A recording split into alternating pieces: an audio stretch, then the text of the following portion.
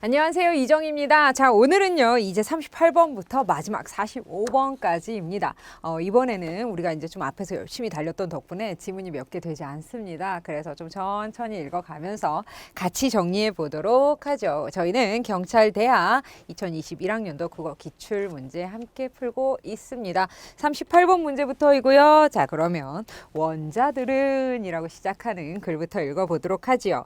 원자들은 서로 다른 방식으로 결합되어 생명의 분자를 구성합니다.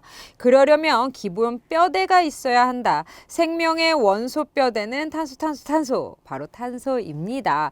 뼈대를 담당하는 원소는 오로지 탄소 하나뿐인데요. 탄소에게는 꼬리에 꼬리를 물고 기다랗게 연결되는 능력이 있기 때문입니다. 그래서 뼈대 역할을 하나 봅니다. 도대체 이 능력은 어디에서 온 걸까? 라고 질문의 형식 취하고 있네요. 생명의 분자를 이루는 원자들은 결합되는데 조건이 있습니다. 바로 전자를 공유하는 것인데요. 서로 결합하려면 먼저 함께 나눌 전자를 내놓아야 됩니다. 물론 아무 전자나 공유할 수 있는 것은 아니다. 전자는 핵을 둘러싼 여러 껍질에 나누어 분포하는데 가장 바깥 껍질에 있는 전자만 공유할 수 있다. 만약에 동그라미다 라고 했을 때 뭐 여러 이렇게 있지만 가장 바깥쪽에 있는 전자만 공유할 수 있다라고 되어 있습니다. 바깥 껍질에 있는 전자만 공유할 수 있다.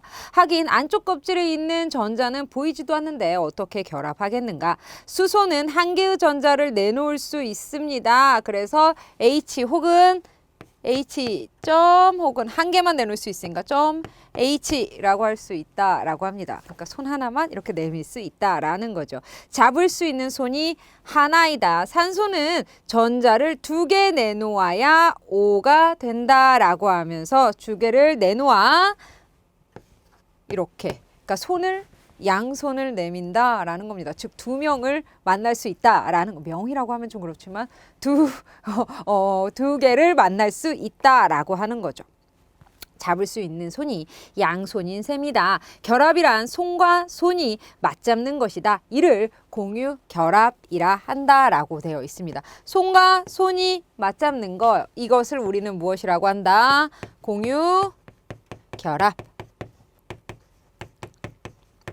이라 한다라고 되어 있습니다.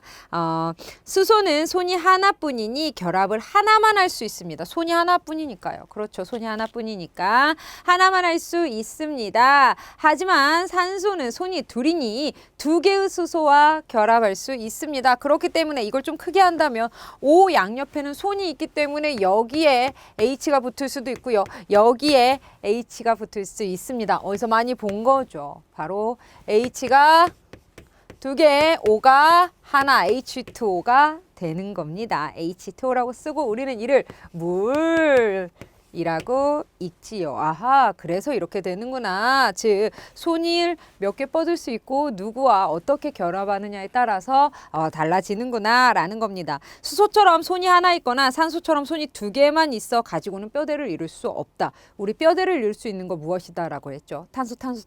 탄소라고 했죠. 탄소는 도대체 몇 개의 손을 가지고 있기 때문인지 한번 볼게요. 뼈대를 이룰 수 없다. 손이 앞뒤 좌우 4개는 있어야 한다. 그래야 위와 아래와 있는 손으로는 뼈대를 이루고 양쪽에 있는 손으로는 다른 원자와 결합할 수 있다. 탄소는 손이 4개입니다. 덕분에 생명의 뼈대를 이룰 수 있다. 그런데 비밀이 하나 있습니다. 사실 탄소보다 산소가 바깥 껍질에 있는 더 많은 전자를 가지고 있다는 것입니다. 그런데 왜 산소는 뼈대가 될 수 없을까요? 계속 볼게요.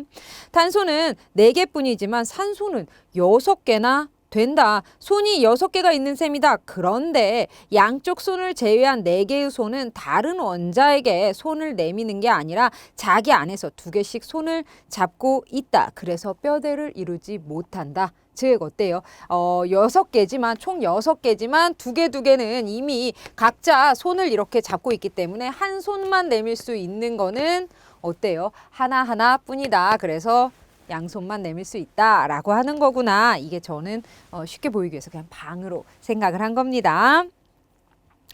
계속 볼게요. 산소가 공유하는 정신이 부족해서 그런 게 아니다. 되게 쉽게 이렇게 풀이를 하고 글을 써나가고 있죠. 산소의 바깥 껍질에는 전자들이 들어가는 방이 각각 4개씩 있는데요. 산소는 4개의 방을 6개의 전자가 나눠 써야 한다라고 합니다. 어떻게 나눠 쓸 수 있을까요?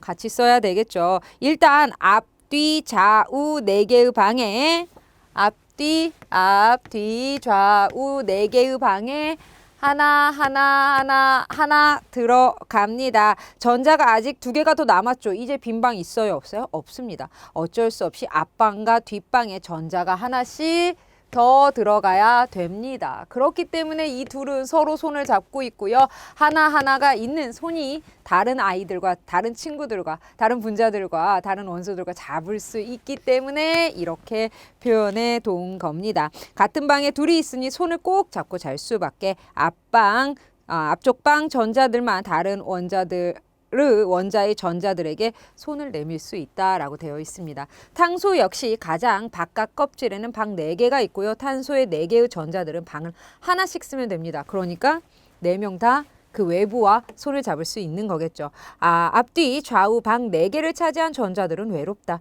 누군가에게는 손을 내밀어야 한다. 덕분에 탄소는 뼈대를 이룰 수 있는 것이다. 만약 탄소의 전자들이 각 방을 쓰지 않고 한 방에 2개씩 들어가면 어떻게 될까? 그런 행위는 원자 호텔에서는 금지되어 있다. 원자 호텔은 일단 각자 방을 하나씩 배정하고 빈 방이 없을 때만 한 방에 전자 하나씩을 더 들어가게 해놓았다. 그것도 같은 성질의 전자여서는 안 된다. 하나는 위쪽에 베개를 두고 자는 전자라면 다른 하나는 아래쪽에 베개를 두고 자는 전자여야 한다.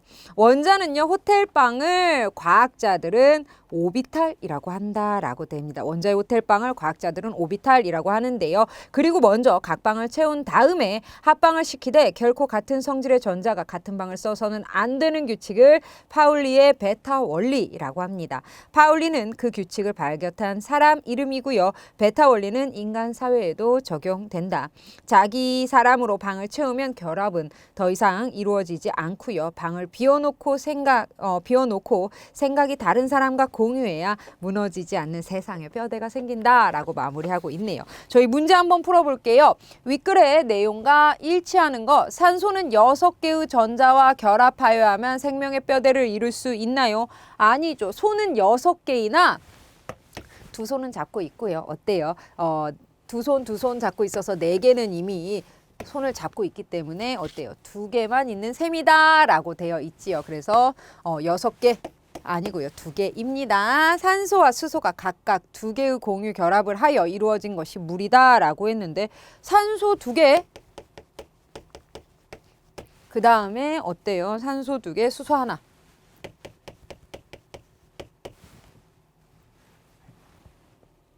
이렇게 되어 있는 거죠. 이렇게 잠깐만요. 여기 보면요. 오른쪽 보면요. 이렇게 산소는 손이 둘이니 2개의 수소와 결합할 수 있습니다. 그렇죠. 뭐가 좀 이상하다 했어요. 제가 아무래도 이 내용을 집에서 미리 한번 보고 오는데 제가 아무래도 필기를 잘못해놓은 것 같아요. 아무리 생각해도 그렇죠. 여기에서 우리 분명히 H2O에 대해서 얘기를 했죠. 그래서 하나와 어때요? 손이 2개니까 2개의 수소와 만날 수 있는 거죠. 그래서 각각 2개가 아니라 2개 하나라는 거 다시 한번 말씀드릴게요. 수소는 손이 하나뿐이니 결합을 하나만 할 수 있지만 산소는 손이 둘이니 2개의 수소와 결합할 수 있습니다. 그래서 수소 2개, 산소 하나입니다. 그래서 이 부분 제가 방금 썼던 거는 잊어주세요. 제가 아무래도 공부하다가 뭔가 조금 이상했나 봐요. 원자들은 안쪽 껍질의 전자를 공유하는 방식으로 생명의 분자를 구성하는 게 아니라 안쪽은 보이지도 않는다. 그래서 가장 바깥쪽 것만 공유한다 라고 했죠. 그래서 이 부분도 틀렸고요. 산소의 전자들은 같은 성질을 가진 4개의 전자들이 2개씩 어우러져 1개의 오비탈을 구성하고 있다라고 했는데 이게 아니라 어때요? 각자의 방에 혼자 들어가 있기 때문에 각자 결합할 수 있어서 어때요? 뼈대를 구성할 수 있다라고 했죠. 이 부분 틀렸고요. 오비탈은 각자 전자로 모든 방을 완전히 채운 다음에 다른 성질의 전자를 각각 방에 들어가는 것을 허용한다라고 했는데 그렇죠. 무조건 둘이 같이 쓰게 하는 게 아니라 혼자씩 우선 쓰게 한 다음 방이 없을 때는 그때 같이 쓰게 한다. 근데 같이 쓰게 할 때도 성질이 비슷한 것끼리는 같은 방에 넣지 않는다라고 했죠. 그래서 38번의 정답은 5번입니다. 제가 분자식을 바꿀 뻔했네요. H2O 다시 한번 정리해 주시고요. 저희 39번으로 갈게요.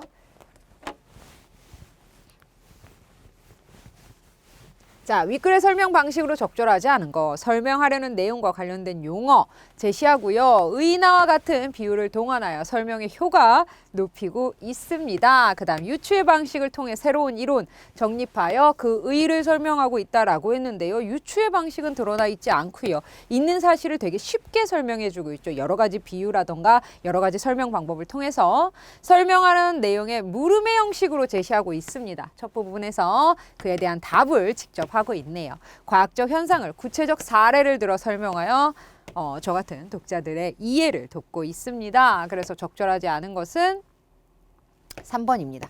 유추의 방식은 통하고 있지 않다. 40번 보도록 하죠. 자, 윗글을 근거하여 이 부분 이제 좀 지울게요. 자, 윗글에 근거하여 보기의 A, B에 대해 추론한 것으로 적절하지 않은 것 찾아보래요. 가상의 원자 A, B가 존재합니다. A는 가장 바깥 껍질에 5개의 전자가 있고 방이 5개가 있습니다. 오호, 그러면 이 친구는 총 5명의 친구를 만날 수 있습니다. 그렇죠. 그 다음 B는 가장 바깥 껍질에 7개의 전자가 있고 더 많네요. 방은 4개래요. A와 B는 전자를 공유할 수 있다라고 했는데, 자, 그러면 우선 방이 7개입니다. 7개 아니라 방이 4개입니다. 1번 방, 2번 방, 3번 방, 4번 방. 7개의 전자 하나하나 넣으면 하나, 둘, 셋, 넷, 다, 여, 7 이렇게 됩니다. 그렇죠. 왜 그러냐면 혼자씩 들어간 후에 그 다음에 방이 없을 때만 넣은다 했으니까. 그런데 여러분 아시겠지만 한 방에 2개가 되면 다른 친구들과 손을 잡을 수 없습니다. 그래서 B는요, 다른 친구와 잡을 수 있는 손이 안타깝게 하나입니다. 이 친구는 손이 5개라는 거 확인할 수 있네요. 이 부분까지 정리하실 수 있으시겠습니다. 그 다음 볼게요. A는 바깥 껍질에 있는 전자들은 모두 각방 사용합니다. 맞죠? 그 다음 A가 다른 원자와 공유할 수 있는 전자는 몇 개이다? 5개 맞습니다. 5개죠. B가 다른 원자와 공유할 수 있는 전자는 1개이고요. 바깥 껍질에 있는 전자 중 각방을 사용하는 것 역시 1개입니다. 같은 말이죠. 그렇죠. 나머지는 다 둘둘둘 사용하고 있지요. 이렇게 써드릴게요. A와 B가 결합하여 A5B와 같은 분자가 만들어질 수 있다. 이거 헷갈리시면 안 됩니다. A5의 B 하나가 아니라 얘가 얘랑 만약에 만난다면 A는요, 무엇이 필요합니까? B가 몇 개가 필요할까요? 그렇죠. 5개가 붙어야 되겠죠. 그렇죠. 그래야만이 하나가 되고, 이 친구들은 B는 또 이제 하나이기 때문에 또 여러 개 붙을 수 있는데, 우선 A와 B, 우리가 가상의 원자지만 이 친구들 결합한다고 봤을 때 A와 B가 결합해서 하나가 되려면 A가 5개, B가 하나가 아니라 B가 5개, A가 오히려 하나여야 됩니다. 근데 가상이기 때문에 원자식은 쓰지 않을게요. 그러나 이게 틀렸다라는 건 우리 확인할 수 있겠네요. 그래서 잘못된 거 5번 찾아주시면 되겠습니다. 그 다음 41번부터 45번까지로 넘어갈게요.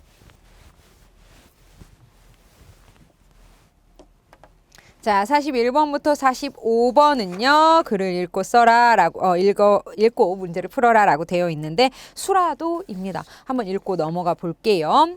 태연스럽게 그러한 얘기들을 나누던 유생들도 오본 선생의 관이 땅속으로 들어가자 누가 지금 죽었나 봅니다. 여기서 한번 정리하고 나면 오봉 선생이라고 이름을 붙여 주었네요. 관 속에 들어가자 상가 가족들 못지않게 비통한 표정을 하였다. 오봉 선생의 옥중 돈지였던 한선비는 일부러 가야 부인을 찾아와서 가야 부인이 부부인가 봅니다. 흐느끼는 부인의 어깨를 두드리며 위로까지 하였다. 그는 재판정에서 그녀의 얼굴을 기억했던 것이다. 오 효부였더군. 내 까막소에서 오봉으로부터 잘 들었소. 친정이 김해라 했지요. 나는 창원이요. 창원 김진사라고 하면 다 아오. 창원 김진사 등장했는데요. 이 둘은요 옥중 친구라고 했습니다. 그렇죠? 옥중 동무라고 했으니까 옥중이라고 한 거 보니까 둘이 같이 감옥에 갇혔던 때이가 있었나 봅니다. 억울하지 만약 우리 오봉과 가야 부인 같은 이들만 땅에 살았더람 점점점점 이렇게 혼잣말처럼 중얼거리며 선비들이 모여 앉은 잔디 밖으로 돌아갔다. 위험이 있는 말씨라든가 자가 넘게 자란 흰 수염을 바람에 흩날리며 돌아가는 모습이 과연 기백이 대단한 어른같이 보였다. 결국 이창원, 김진사란 선비가 그냥 있지 않았다. 평토제가 끝나고 해반과 아울러 을에 있는 식사와 주찬이 나돌 무렵이었다. 술도 얼마 돌지 않았을 텐데 벼랑간 선비들이 모여 앉은 조리에서 호통 소리가 났다. 이 개 같은 놈, 이놈 개 같은 놈 이러면서 욕을 하네요. 소리의 주인공은 아까 그 창원 김진사란 늙은 선비였다. 그는 계속 수염을 부들부들 떨며 오병은 바로 내 자식이 죽였단 말이여. 알겠나? 이 개 같은 놈아. 알았음 썩 물러가라 뻔뻔스럽게 라고 하면서 죽였대요. 무슨 사연인지 봤더니 이놈이 무슨 소리를 대어놓고 하노? 라고 하면서 어때요? 대꾸를 하네요. 상대방 역시 이와모토 참봉이었다. 아하, 이름에서 느낄 수 있네요. 이름이 우리 창씨 개명한 그런 이름 같지요. 그렇죠. 우리가 일반적으로 뭐 이정희 그 다음에 김진사 이런 것처럼 그런 이름이 아니라 이와모토라고 하는 거 보니까 느낌이 옵니다. 이와모토도 같이 수염을 떨어댔다. 얼굴이 넓적해 그런지 꼭 삽살개가 으르대는 것 같았다. 아무래도 그는 처음부터 자리를 잘못 잡았던 것이다. 애당초 그런데 온 것부터가 그렇고. 이 글은요 일제강점기 시대입니다. 근데 일제강점기 한참이 아니라 거의 끝날 무렵입니다. 그래서 그때 당시에는 일본이 영원할 거라 생각을 하고 일본에게 일본의 편이 되어 오히려 우리 민족을 더 수탈하고 괴롭히는데 앞장선 앞잡이들이 있었습니다. 그들은 바로 일본이 채용한 한국인 즉 조선인 경찰들이었는데요. 아무래도 이와모토 이 사람도 그쪽인 것 같습니다. 그러니까 어때요? 이 상황을 보자 하면 오봉 선생은 독립운동 하다가 돌아가신 것 같고요. 이 옥중 친구라는 김진사 역시 이런 상황을 알고 나서는 어때요? 그 사람에게 호통을 치는 거지요. 그러나 그도 지기는 싫었다. 이놈아 안 가라 캐도 갈 끼다. 버릇없는 니놈과 자리를 같이 하다니. 이와모토 참봉은 벌써 자리에서 일어서 있었다. 상주들이 달라가 말렸으나 이와모토 참봉은 들을 리만무했다.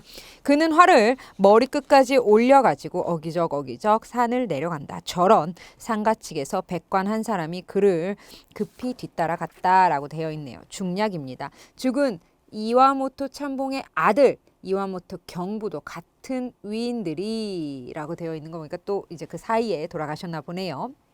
근데 아들도 역시 경부입니다. 경부보 같은 위인들이 목에 핏대를 올려가며 그들의 제국이 단박 이길 듯 떠들어대던 소위 대동아 전쟁이 얼른 끝장이 나긴커녕 해가 갈수록 무슨 공출이다 보국대다. 이때는 바로 그거 무엇이냐면 일본이 우리나라를 병참 기지화를 해서 어때요? 자기네가 태평양 전쟁을 일으켰고 그 물자라던가 사람들 필요한 거를 다 우리나라 사람들을 착출한 거 그 상황을 말하는 거죠. 그런데 단박에 이길 거라고 했는데 계속 전쟁이 길어집니다. 식민지 백성들을 도리어 들볶기만 했다. 그것이 제국의 빛나는 승리를 위해서 불가피한 일이라고들 했다. 물강스러운 식량 공출을 위시하여 유기 제기의 강제 공출, 송탄유와 조선, 목재 헌납을 위한 각종 부역과 근로징용은 그래도 좋았다. 조성 때부터 길러오던 안산 바깥산들의 소나무들이 마구 찍혀 쓰러진 다음에 사람 공출이 시작되었다. 물건은 차라리 나았다라는 거죠. 전력 증강이란 이유로 영장 받은 남정들은 탄광과 전장으로, 처녀들은 공장과 위안부로 사정없이 끌려갔다라고 되어 있습니다. 그러한 오봉산 발치 12부락의 가난한 집 처녀 총각과 젊은 사내들은 이마를 히노마루라고 되어 있죠. 일본 국기에 동여맨 채 울고불고 하는 사람들의 손에서 떨어져 어때요? 지금 끌려가는 거죠. 태고나루에서 짐덩이처럼 때를 지어 짐배에 실렸다라고 되어 있네요. 왜 짐덩이 때처럼 짐덩이처럼 때를 지어 실렸냐면 물금까지 나가면 기차편도 있었지만 차는 위대에서 오는 그러한 사람들로 항상 만원이었기 때문에 이렇게 실려 나갔다라고 합니다. 손자녀를, 자식을, 남편을, 딸을 그렇게 빼앗긴 할머니, 어머니, 아버지, 아내들은 태고나루에서 눈물을 짓다 가까운 미륵 땅을 찾기 일쑤였다. 명천 하늘님요 하고 땅을 치던 그들은 말없이 미륵불 앞에 엎드려 떠난 아들, 딸들이 무사히 돌아오기만을 빌고 또 비는 것이었다. 시주돈일랑 그만두이소. 내가 대신 다 내놓았 임대이라고 되어 있네요. 돌아간 시할아버지, 시어머니, 시아버지 그리고 만세통에 총 맞아 죽은 시숙과 딸의 영가를 거기에 모셔둔 가야 부인이죠. 가야 부인은 오죽하면 그러한 분들을 위로하기에 바빴다. 오며 가며 그러한 분들을 위로하기에 바빴다. 억울한 말이싸 우째 다 하겠는기요. 나도 이렇게 안 살아있는기요. 흐느끼며 아낙네들의 손을 잡아주며 조용히 관세음보살을 많은 것이었다. 먼 데서 온 분은 기어이 재워 보내기도 했다. 그것이 가야 부인 자신에게도 필요한 공덕이었다라고 했네요. 41번 볼게요. 자, 윗글에 서술 방식에 대한 진술로 가장 적절한 거 서술자가 인물의 말과 행동에 내재된 심리를 서술하고 있다라고 되어 있는데요. 어떻게 보면 이 글은 서술자가 그 사람의 심리까지, 그 다음에 맨 마지막에 보면 그 사람이 그렇게 행동한 이유에서까지도 다 설명해 주고 있죠. 인물의 내적 독백을 사용하여 사건을 요약적으로 제시하고 있지는 않습니다. 오히려 대화를 통해서 이야기하고 있고요. 작가가 외부 관찰자 입장에서 사건을 객관적으로 서술하는 게 아니라 오히려 깊숙이 개입했죠. 특정 인물의 반어적 어조를 통해 인물 간의 대립과 갈등을 강조하고 있는 거 아닙니다. 공간의 이동과 변화를 중심으로 인물이 처한 현실적 상황을 상징적으로 부각하고 있다라고 했는데 여기에서는 오히려 공간의 이동이라기보다는 사람 개개인들의 사연에 조금 집중했고 그 다음에 그렇게 된 그 시대 상황에 대해서 이야기하고 있죠. 그래서 가장 적절한 것은 1번 찾아주시면 되겠습니다. 그 다음 42번 볼게요.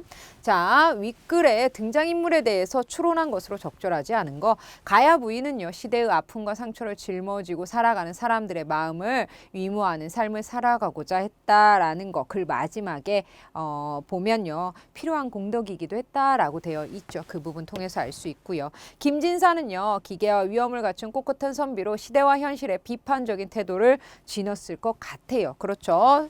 호통을 쳤으니까요. 이와모토 참봉은 자식의 잘못을 지적하며 자신을 비난하는 것에 대해 불편한 심정을 가진 것으로 판단되고요. 같이 소통 쳤죠. 오본 선생과 가야 부인은 유교를 신봉해 유학생들로부터 존경을 받는 위인이었던 것으로 짐작된다라고 했는데 유학생들이 이제 상가에 온 거는 확인할 수 있습니다만 어때요? 유교를 신봉했다라는 구절은 없고요. 오히려 가야 부인이 불교하고 좀 관련이 있지 않았을까? 왜 그러냐면 마지막에 보면 관세음보살을 계속했고요. 그 다음에 죽은 위패들을 절에 다 모셔놓은 걸 보면 유교보다는 오히려 불교 쪽에 좀 더 가깝지 않았을까? 라는 추측할 수 있게 해줍니다. 오봉 선생과 김진사는 나라를 걱정하는 유생들로 함께 옥살이를 한 경험이 있는 것으로 생각됩니다. 옥중 친구라는 부분에서 확인할 수 있지요. 그래서 적절하지 않은 것은 4번 찾아주시면 되겠습니다. 그 다음 43번 볼게요. 자, 아예 다 지울게요. 자, 기억에서 미음에 대한 설명으로 적절하지 않은 것이라고 묻고 있습니다. 기억을 한번 보면 오 효부였더군. 내 까막소에서 오봉으로부터 잘 들었어. 친정이 김해라 했지요. 나는 창원이요. 창원 김진사라면 다오. 시아버지와의 인연과 가까운 지역 사람임을 구체적으로 언급함으로써 가야 부인과 친밀감을 표출하고 있다라고 했고요. 그 다음 니은도 볼게요. 오봉은 바로 내 자식이 죽였단 말이야. 알겠나? 이 개 같은 놈아. 알았음 썩 물려가라. 뻔뻔스럽게 라고 하면서 오봉 선생의 죽음에 대한 원인을 직접적으로 부각하고로써 인물 간의 대립과 갈등 강화하고 있습니다. 직접적으로 이야기하고 있지요. 자, 이제 3번 디귿 부분 보도록 할게요. 디귿 부분 보면 아무래도 그는 처음부터 자리를 잘못 잡았던 것이다. 애당초. 그런데 온 것부터가 그렇고 아무래도 그렇죠. 독립운동을 하다가 돌아가신 분의 장래에 어때요? 일본 순사가 온다라는 게 그다음에 이름까지 바꾸고 했다라는 그 사람이 온다라는 게 조금 그렇죠. 이와모토 참봉이 상가에 오면 안 되는 이유를 짐작할 수 있고요. 그다음에 김진사와 이와모토 참봉의 갈등의 개연성을 더하고 있습니다. 그다음 보도록 할게요. 4번 볼게요. 리을 보면요. 리을을 한번 읽어보면 손자녀를 자식을 남편을 딸을 그렇게 빼앗긴 할머니, 어머니, 아버지, 안내들은 태고나루에서 눈물을 짓다 가까운 미륵 땅을 찾기가 일쑤였다라고 했는데 보시면 가족을 잃은 슬픔을 종교에 의탁하여 해소하려는 사람들을 통해 현실을 벗어난 초월의식에 기대는 세태를 비판하고 있나요? 아니죠. 오히려 어때요? 가족의 무사 귀환을 어때요? 하늘에 비는 그런 상황 그거밖에 할 수가 없으니까 뭐 어떻게 할 수 있는 방법이 없으니까 나라에서는 데려갔고 그렇죠. 일본인들이 데려갔고 끌고 갔고 그다음에 남아있는 가족들은 이렇게 할 수밖에 없는 것이죠. 가족과 재회하기를 빌고 있는 것이죠. 민족의 비극성과 이라고 확인할 수 있습니다. 우리 민족에게 닥친 비극적인 일이죠. 그래서 이렇게 기대려고 한다라는 내용과 같지 않습니다. 미음 볼게요. 여러 대에 걸쳐 힘든 삶을 이어온 가족 내력을 설명함으로써 가야 부인이 이웃들에 대한 동병상련의 마음을 보여주고 있다라고 했는데 돌아가신 시할아버지와 시아버지 여기서 제가 약간 여러분들 제 말이 가야 부인이죠. 가야 부인. 근데 참봉 선생이 가야 부인에게 뭐라고 했냐면 효부라고 했습니다. 그때 당시 효부는 어떤 의미이냐면 부모님을 즉 시부모님을 정성 들여 효를 다한 며느리를 의미합니다. 그렇기 때문에 가야 부인 보고 효부라고 했기 때문에 참봉 선생의 가야 부인은 며느리입니다. 제가 이 부인이라는 말과 그다음에 참봉 선생이라는 말을 좀 이렇게 붙여서 하다 보니까 이렇게 여기에서 돌아가신 분 오봉 선생과 부인이 아니라 다시 한번 정정할게요. 혹시라도 제 말이 틀렸다라면 여러분 좀 이해해 주시고 정리할게요. 여기에서 보시면 효부다군, 협부였더군 이라는 것을 통해서 우리가 알 수 있는 거는 가야 부인은 오봉 선생의 며느리이고요. 이러한 며느리가 효를 다하고 시부모님을 극진히 모시는 것을 보고 어때요? 같은 옥중 친구였던 사람, 성격이 좀 대쪽 같았던 그분이 효부라고 칭하고 있는 것입니다. 그래서 여러 대에 걸쳐 힘든 삶을 살아온 집안의 내력을 설명하고 있습니다. 그중에 시아버님도 돌아가신 사건까지 이야기하고 있죠. 가야 부인은 이웃들에 대한 동병상련의 마음 어때요? 자기도 이러한 난리통에 가족을 잃었죠. 그러면서 동병상련의 마음을 보여주고 있습니다. 시아버지와 인연이 가까운 지역 사람임을 구체적으로 언급함으로써 가야 부인과 친밀함을 하고 있다. 그래서 이 부분 혹시라도 왜 시아버지야? 라고 하시는 분들이 있다면 가야 부인은 효부 며느리입니다. 다시 한번 정정하고 정리할게요. 44번 갑니다. 자, A에서 D에 대한 설명으로 가장 적절한 거 묻고 있습니다. 그럼 하나하나 봐야 되겠네요. A부터 보면 A는요. 그는 재판정에서 그녀 얼굴을 기억했던 것이다 라고 하면서 재판정에서 얼굴을 기억했기 때문에 그 다음 효부라고 칭할 수 있는 거죠. 가야 부인을 알아볼 수 있는 거죠. 그래서 A는요. 무엇이냐면 그 다음 행동에 대한 이유입니다. 다음 이유가 되고요. 다 정리하고 마지막에 읽어볼게요. B를 보면요. 함부로 하노, 대어놓고 하노 라고 하면서 어때요? 어휘를 설명해주고 있죠. 그 다음에 C도 볼게요. C를 보면 넘어가서 C는 일본 국기 히노마루라고 되어 있는데 히노마루가 일본 국기거든요. 그래서 어때요? 이해할 수 있게 정리해주고 있죠. 그래서 C는요. 일본어 설명해주고 있습니다. 일본어 뜻. 뭐 어휘 설명이라고 같은 맥락으로 생각하셔도 되겠고요. 그 다음에 D를 볼게요. D를 보면 물금까지 나가면 기차편도 있었지만 차는 위대에서 오는 그러한 사람들로 항상 10,000원이었다라고 되어 있습니다. 그 위에 짐덩이처럼 때를 지어 짐배에 실렸는데요. 기차편도 있었지만 그게 항상 10,000원이었기 때문에 이렇게 행동한다라고 하면서 앞에 구절에 대한 설명, 뭐 보충 설명이라고 해주셔도 됩니다. 하나하나 볼게요. A와 B는 인물의 말과 행동에 담긴 의도를 명시하여 독자의 궁금증을 유발한다라고 했는데요. 오히려 궁금증을 유발하는 게 아니라 궁금증을 해소해 주는 것에 가깝습니다. 그 다음 B와 C는요. 방언과 표준어를 병렬하여 독자에게 어휘의 의미를 분명하게 전달하는 것이 아니죠. 오히려 그냥 일본어와 그 방언에 대한 내용이죠. 어휘 설명이죠. 그래서 방언과 표준어를 병렬해서 같이 쓰고 있다라는 거 둘 다 공통점이다라고 할 수는 없습니다.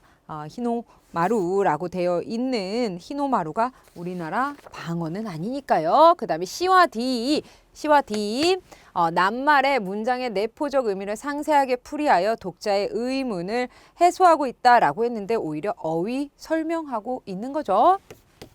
그 다음에 A와 D입니다. 내포적 의미는 아니고요. 그 다음에 A와 D 보면 인물의 행위나 사건에 관한 이유를 덧붙여 설명하여 서사의 개연성 보충하고 있나요? A 보면 다음 행동의 이유, 그 다음에 D를 보면 구절에 대한 다음 앞 구절에 대한 설명이기 때문에 보충 설명이기 때문에 사건에 대한 이유를 덧붙여서 그렇게 일어난 이유, 즉 그 사건이 그렇게 될 수밖에 없었던 개연성에 대해서 보충하고 있습니다. 4번 맞고요.